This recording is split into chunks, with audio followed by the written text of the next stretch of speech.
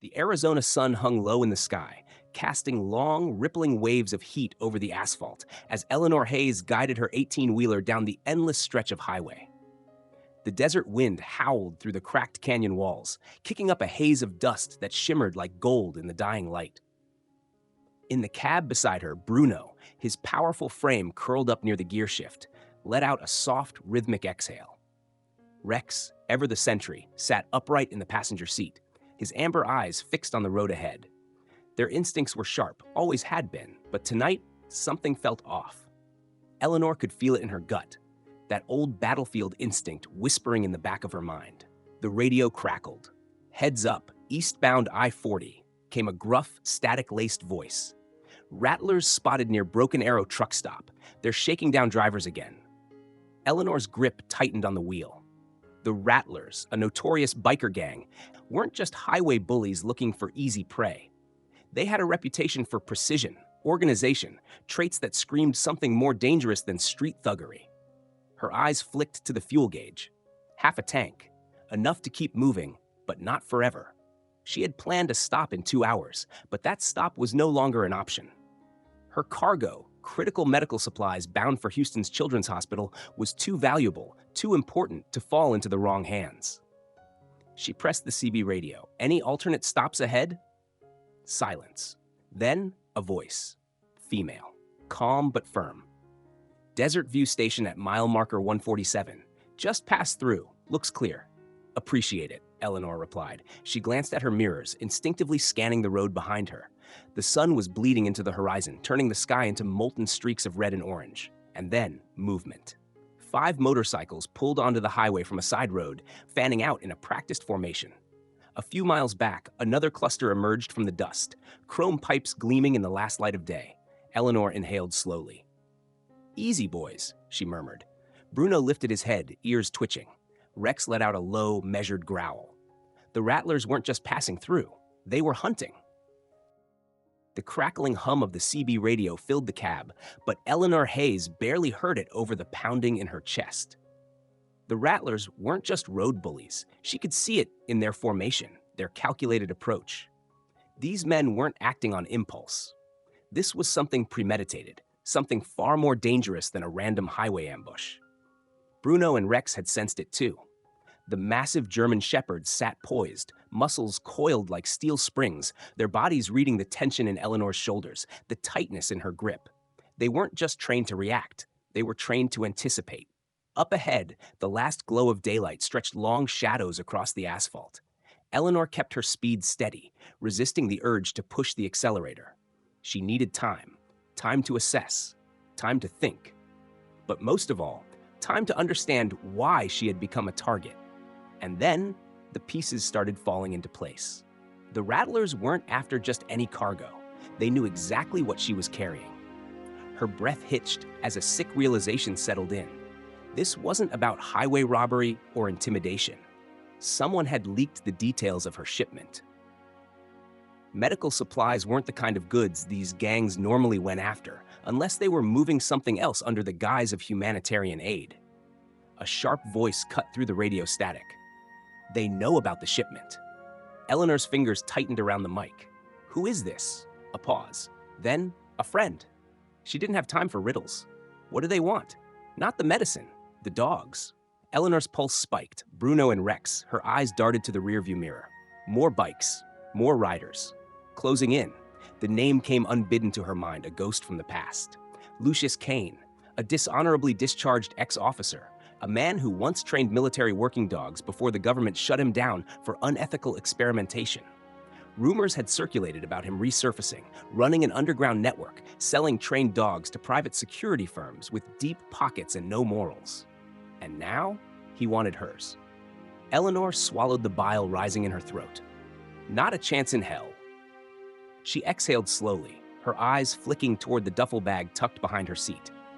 Inside, alongside a satellite phone and first aid kit, was the one thing she hoped she'd never have to use again. A tactical vest, for Bruno and Rex.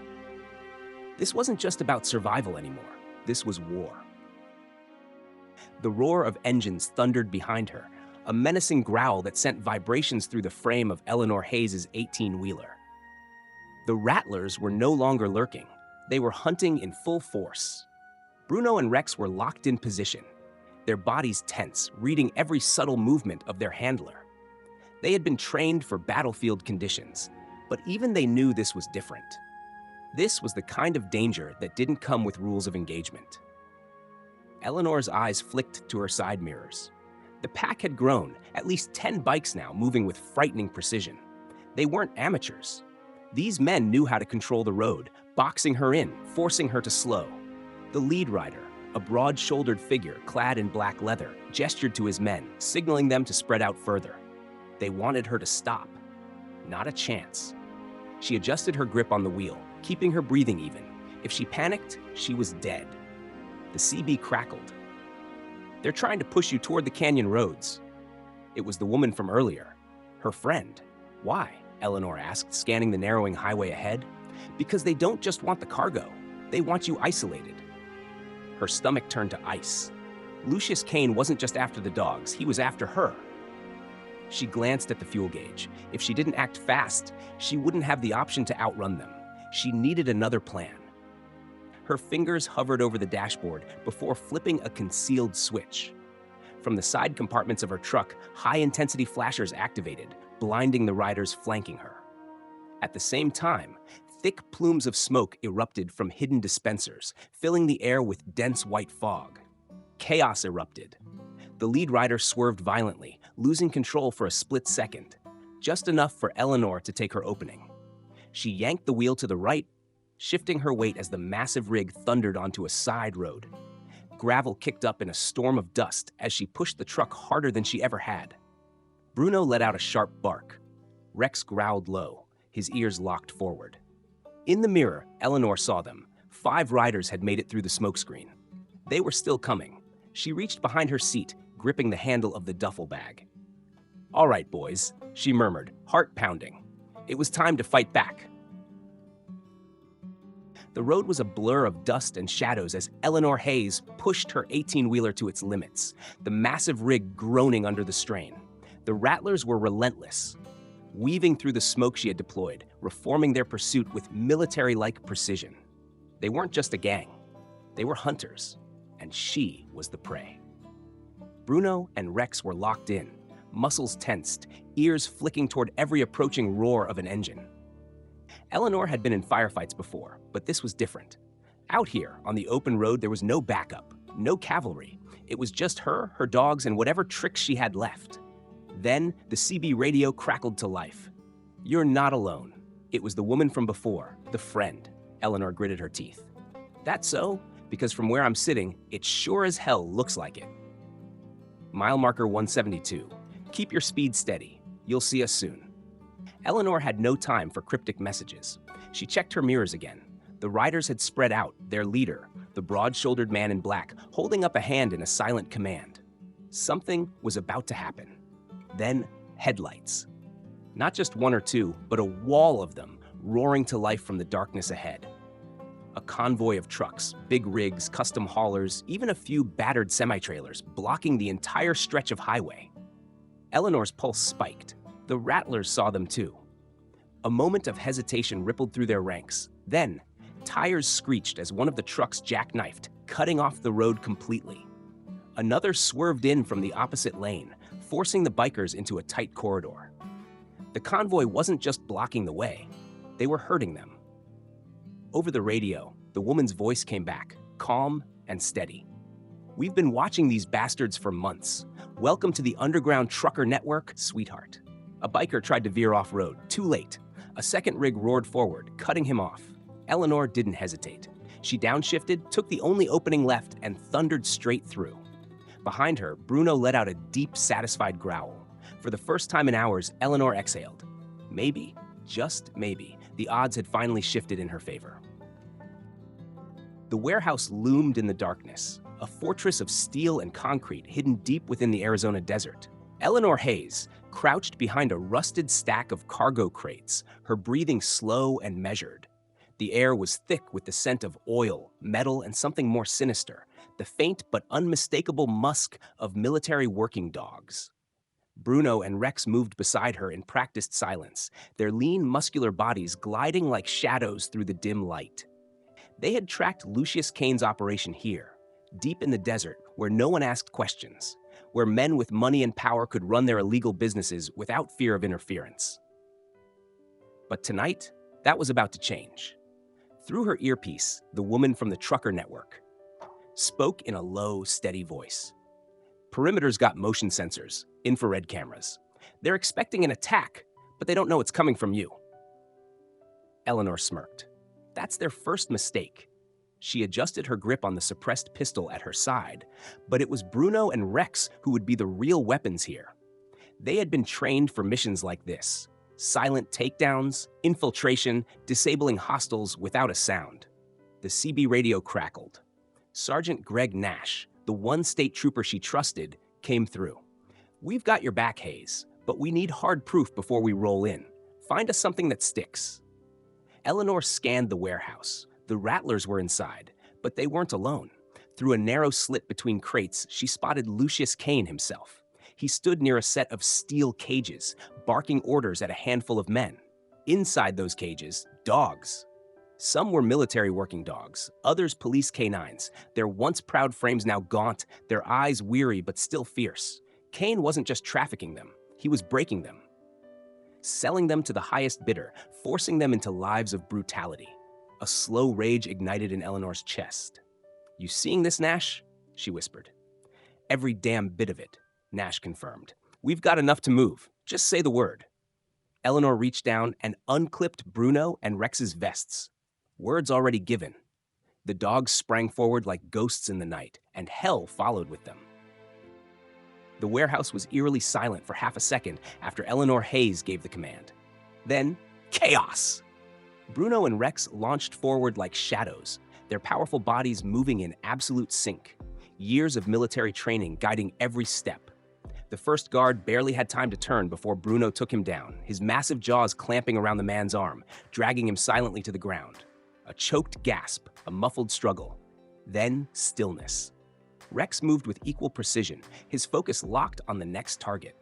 The second guard barely had time to register the amber eyes before 130 pounds of trained muscle slammed into his chest, sending him sprawling into a stack of metal crates. The clatter echoed through the warehouse. Lucius Kane's men reacted instantly. "Dogs! The damn dogs are here!" one of them shouted, fumbling for a weapon. Eleanor was already moving. She pivoted from cover, her suppressed pistol kicking back against her palm as she fired. A shot to the leg dropped one of the gunmen before he could get a round off. Another lunged for an alarm switch, but Rex was faster. The dog leaped, jaws locking onto the man's wrist, twisting until bones snapped. The scream was brief. The lights in the warehouse suddenly flickered. Then, total darkness. Samantha's voice crackled through Eleanor's earpiece. "Power grid's down. You've got 2 minutes before backup generators kick in. Move fast." Eleanor smiled grimly. She didn't need light. Neither did the dogs. Bruno and Rex shifted immediately into night operation mode, their training kicking in.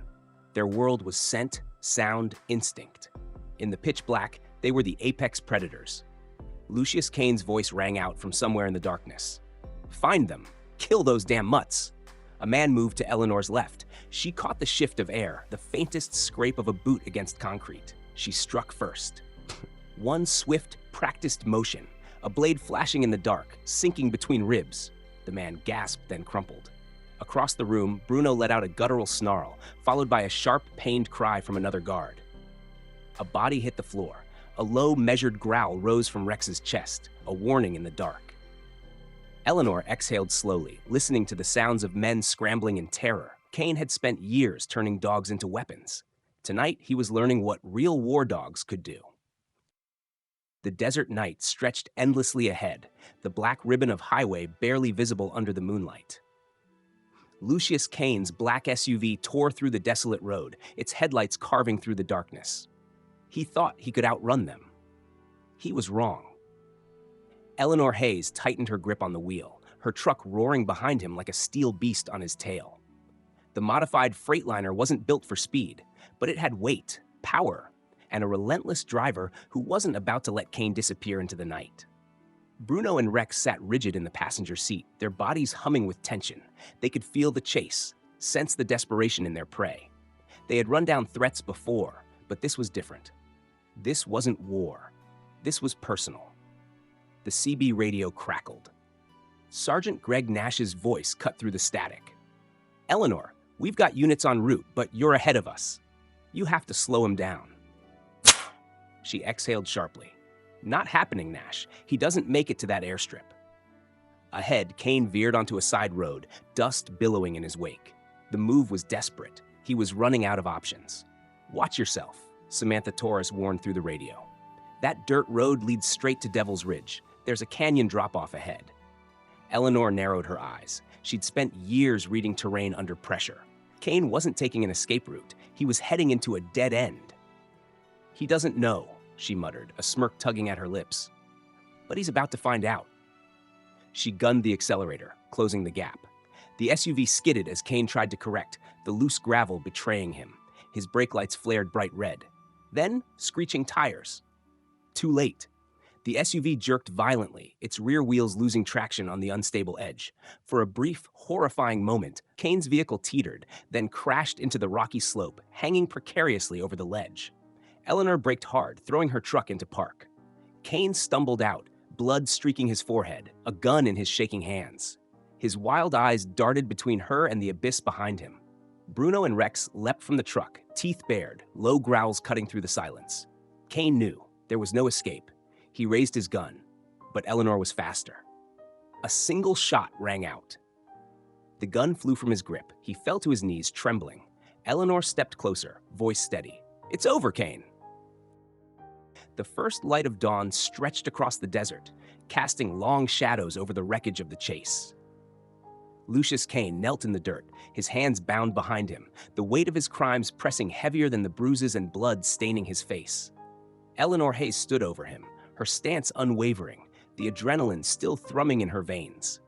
Bruno and Rex sat at her sides, their golden eyes locked on Kane, muscles coiled, waiting for the next move. They knew victory when they saw it. The roar of approaching engines echoed through the canyon. State troopers, FBI, the cavalry. The dust kicked up as multiple vehicles skidded to a stop. Sergeant Greg Nash was the first to step out, his gun drawn as his men fanned out, securing the area. "You got him," Nash breathed, his voice carrying both relief and respect. Eleanor nudged Kane with the toe of her boot. "He tried to run, didn't get far." A low, bitter chuckle escaped Kane's lips. "You think this changes anything?" His voice was hoarse, but the arrogance remained. "You shut me down, but there are others, bigger players. This won't stop with me." Eleanor crouched, leveling her gaze with his. "Then we hunt them next." Nash nodded. "FBI's already digging into the data we pulled from his operation. There are names, locations. This thing goes deeper than we thought." He turned to the other agents. "Get him up." Two troopers hauled Kane to his feet. Bruno and Rex stepped forward, a silent warning. Kane flinched. Even in defeat, he knew the true force that had ended him wasn't just Eleanor. It was her partners. As they dragged him toward the waiting SUV, Eleanor exhaled slowly, the weight of the night settling over her. The fight was over, but the war was just beginning. Samantha Torres's voice crackled through the radio. "Got new intel from our trucker network. Another shipment of military K9s went missing in California. Same MO, same buyers." Eleanor glanced at Nash. He was already shaking his head. "You're not done yet, are you?" A slow smirk pulled at her lips. Not even close. She turned to Bruno and Rex, scratching behind their ears, feeling their steady, familiar presence. "Ready for another run, boys?" Their tails thumped once against the dirt. "Mission accepted." As the dust settled and the first light of dawn illuminated the vast desert, one truth remained unshaken. Loyalty, trust, and the bond between a handler and their dog are not things that can be bought or sold. Bruno and Rex were never just tools of war. They were partners, protectors, and living proof that a creature's worth is not measured by profit, but by the strength of its heart. Yet, across the world, countless animals, dogs bred for service, wildlife driven from their homes, creatures exploited for greed, face cruelty at the hands of those who see them as nothing more than assets. It's easy to turn away, to believe that their suffering is someone else's problem. But every act of compassion, every voice raised in defense of the voiceless, creates change.